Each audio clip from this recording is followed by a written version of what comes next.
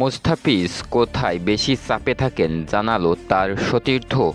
চলমান আইপিএলে চেন্নাই সুপার কিংসের হয়ে খেলছেন মোস্তাফিজুর রহমান। শুরুর দিকে বল হাতে দুর্দান্ত পারফর্ম করার পরে বর্তমান কিছুটা খরচে কাটার মাস্টার।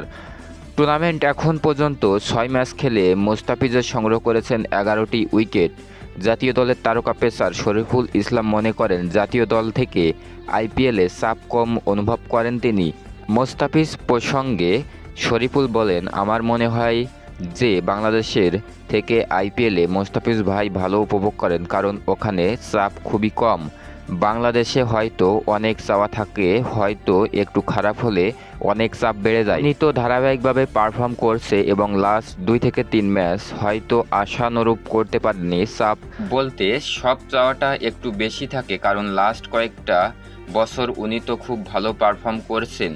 উনি ভালো করেছেন, হয়তোবা সবার চাওয়া অনুযায়ী 2-1টা ম্যাচ ভালো করতে পারেনি। হ্যাঁ বন্ধুরা, পরবর্তী খেলার খবর পেতে আমাদের চ্যানেলের সাথে থাকুন। ভালো লেগে থাকলে চ্যানেলটি সাবস্ক্রাইব করুন। ধন্যবাদ।